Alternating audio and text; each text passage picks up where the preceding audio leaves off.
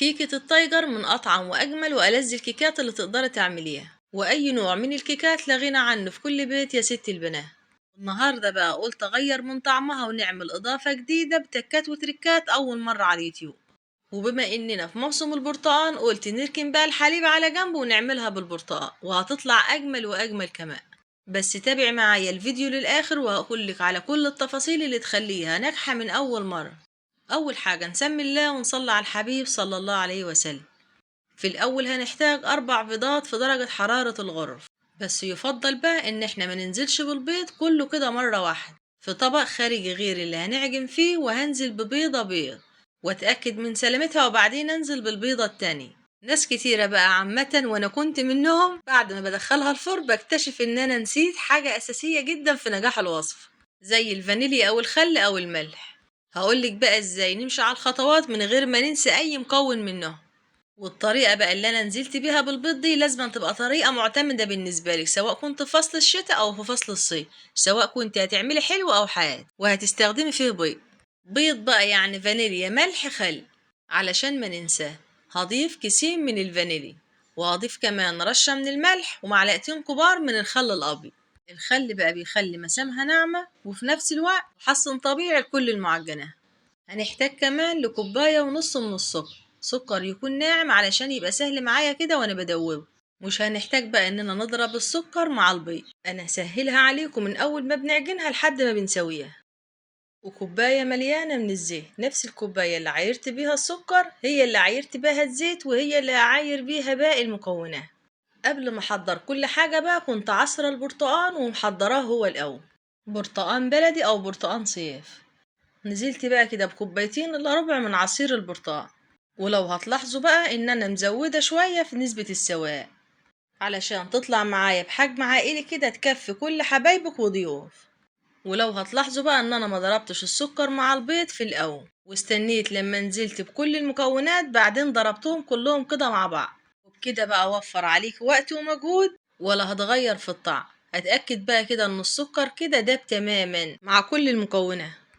وعلشان تحافظي بقى على لون البرتقان في الكيك تضربيها كده بالمضرب مش في الخلاط، لان الخلاط هيفتح اللون معاك.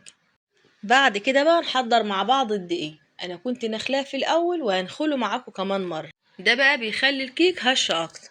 في الاول كده هنزل بكوبايتين من الدقيق، وتخلي بقى عندك كده في مطبخك كوبايتين 3 من الكوبايات المعيارية دي تعايري بيهم المكونات الجافة والمكونات السائلة. نخلت أول كوباية وهنزل بالكوباية التانية. في أي وصفة من المعجنات يفضل إنك ما تنزليش بكمية الدقيق كلها، تنزلي بيها بالتدريج لأن كمية الدقيق بتختلف حسب تشربها لنسبة السوائل. ودقيق بقى يعني بيكنج باودر علشان نبقى فاكرين وما ننساه. أول ما انزل بالدقيق أفتكر على طول البيكنج باودر. وطبعا بقى مش هي دي كل كمية الدقيق اللي هنستخدمها، انا نزلت بس باول كوبايتين ادوبهم كويس مع البيكنج باودر، بعدين بقى ننزل بباقي كمية الدقيق. عيرت كمان كوباية الا ربع من الدقيق، هدوبها بقى كويس كده مع باقي المكونات. والقوام بقى ما بيكونش في قوام الكيك العادي، بتكون سايلة شوي لاننا لسه هنضيف كمان مواد جاف زي الكاكاو الخام. بعد ما انتهيت بقى من كمية الدقيق ولعت بقى الفرن على درجة حرارة هادية، وعلى ما انتهي من تحضيرها يكون سخن معاي. انا هسويها في فرن الغاز، لو هسويها في فرن بوتاجاز هقولك بقى تولعيها على درجة حرارة كام. يا ريت بقى لو وصلتوا معايا لحد هنا ما تنسانيش بدعوة حلوة من القلب ان ربنا يشفيني ويعافيني واقدر استمر واقدم لكم كل جديد يا اجمل متابعين. الحركة بقى اللي هنصب بيها الكيك في الصينية هتسهل عليك كتير، وهتحسي كده بنظام وترتيب. هنقسم الخليط لجزئين، جزء هيبقى كاكاو والجزء التاني هيبقى برتقال. بعناية كده بقى واخلي ايديا ميزان واقسمهم كده لجزئين متساويين. وزي ما انتوا شايفين قوام الكيك لسه سائل معاي، لسه هيحتاج لدقيق وكاكاو. فأول جزء هنزل بمعلقتين كبار من الكاكاو الخام، كاكاو أسباني بتجيبيه كده من عند مستلزمات الحلويات أو من عند العطار.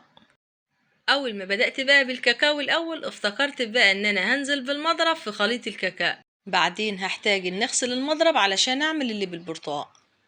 ضفت بقى الخليط البرتقال معلقتين من الدقيق، يبقى انا ضفت الخليط الكاكاو معلقتين من الكاكاو وللبرتقال معلقتين من الدقيق. هدوب بقى بالمضرب كويس كده البرتقال مع الدقيق، لما يمتزجوا كده الاتنين ببعض. ومن غير ما احتاج بقى ان اغسل المضرب، هضرب بقى كده الخليط اللي بالكاكاو. هستمر بالتقليب كده لما المكونات كلها تمتزج مع بعضها وتكون كلها كده لون واحد، واركز كده بالتقليب من تحت لفوق لما يمتزجوا كده الاتنين مع بعض. وبكده اللونين بقوا جاهزين، الكاكاو والبرتقال. نركنهم بقى على جنب ونحضر بقى مع بعض الصينية اللي انا استخدمتها هنا مقاس 35، دهنتها بفرشة خفيفة خالص من الزيت.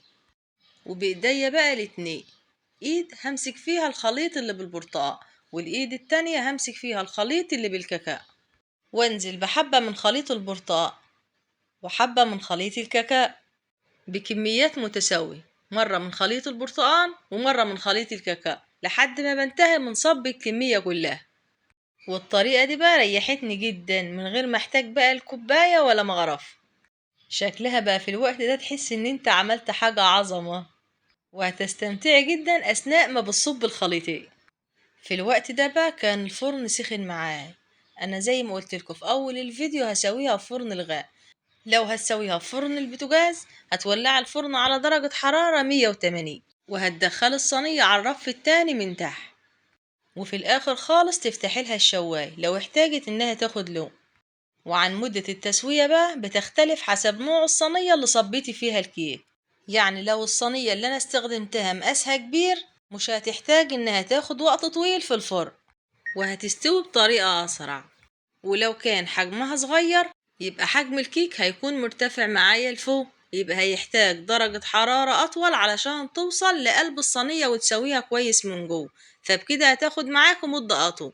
ياريت بقى لو الكيك بيغلبك دايما في التسوية، ياريت تختاري كده صينية تكون حجمها كبير علشان ما تكونش عالية لفوق وتستوي معاك بطريقة أسرع وأسهل. وعن مدة التسوية بقى اللي أخدتها معايا أثناء ما هي في الفرن، قعدت 20 دقيقة بالظبط وكانت جاهز. ما خدتش وقت علشان سمك الكيك مش عالي لفوق. ولو هتسويها بنفس الصينية بس في فرن البوتاجاز ممكن تاخد معاكي من 25 ل 30 دقيقة، لأن فرن الغاز بيكون أسرع من فرن البوتاجاز. هشة بقى بطريقة ما تتخيلهاش، وطعمها في منتهى الجمال والروعة. أحب أقول لكم بقى في نهاية الفيديو ياريت كده يكون في تواصل بينا، واسمع رأيكم في أي حاجة بنزلها. ولو نفسكم في حاجة معينة وعايزين تعرفوها بطريقتي ياريت تبعتوا وتقولولي في الكومنتات، وأنا تحت أمركم في أي وقت، بس أحس إن في تواصل بينا. لو شفتوها بقى قبل كده كتير جربوها بطريقة ياسمين ومش هتخسروا كتير. يا رب الفيديو يكون عجبكم، وما تنسوناش بلايك وشير واشتراك في القناة من على اليوتيوب. ولو أول مرة تشوفوني ده مطبخ ياسمين جنين، ولايك وشير لو عجبكم الفيديو. سلام يا أجمل متابعين.